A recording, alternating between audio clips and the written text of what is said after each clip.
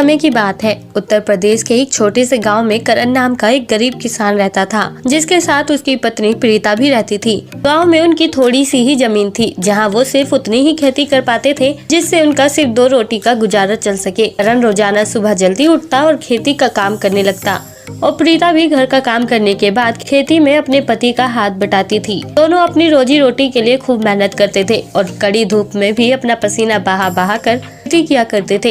इसी बीच एक रात जब प्रीता और करण साथ बैठकर खाना खा रहे थे, अभी प्रीता करण से कहती है कि काश हम भी शहर के लोगों की तरह एक खुशहाल जीवन व्यतीत करते। हमें रोजाना धूप में सुलग कर अपने लिए 2 वक्त का खाना जुटाना पड़ता है और उसमें भी कई बार तो हमें भूखे पेट ही रात गुजारनी पड़ती है। पता नहीं भगवान हमें कब तक ये दुख देने वाला है। करण उसे समझाता है कि काली रात के बाद हर एक शख्स की जिंदगी में उम्मीद की किरण जरूर आती है और भगवान हमें भी कभी न कभी वो किरण जरूर दिखाएगा। यही बातें करते करते दोनों सो जाते हैं। अगले दिन फिर करण सुबह उठता है और खेती करने चला जाता है। प्रीता उसका हाथ बताती है। इसी तरह शाम हो जाती है। प्रीता खाना बनाने लगती है। अभी वो अपने पति से कहती है कि लकड़ी ले आओ, घर में लकड़ी नहीं है, चूल्हा कैसे जलेगा। तभी करण जंगल में जाता है। वहाँ उसे एक पैसे और सोने जवाहरात से भरी पोटली मिलती है, जो उसके लिए किसी लॉटरी से कम नहीं था। उसे समझ नहीं आ रहा था कि वो उसका क्या करे, इसलिए करण वो पोटली अपने घर ले आता है। प्रीता को इस सब के बारे में बताता है। हालांकि करण और प्रीता बेहद गरीब किसान थे, पर उनका इन पैसों पर बिल्कुल भी लालच नहीं था।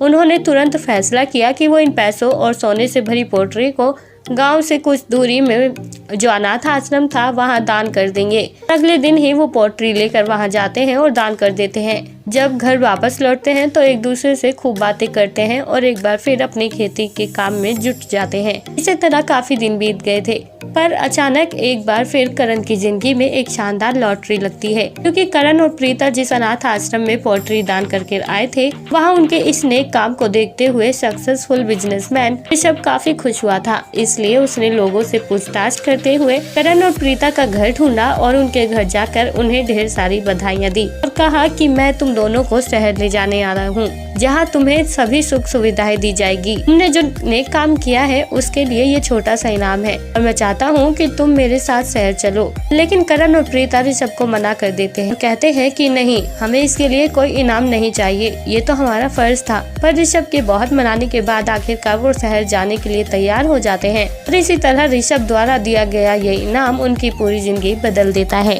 तो दोस्तों, कैसी लगी आपको आज की हमारी ये कहानी? आप हमें कमेंट बॉक्स में कमेंट करके जरूर बताएं और साथ ही ऐसी और रोमांचक कहानियाँ सुनने के लिए आप हमारे चैनल को सब्सक्राइब करना ना भूलें।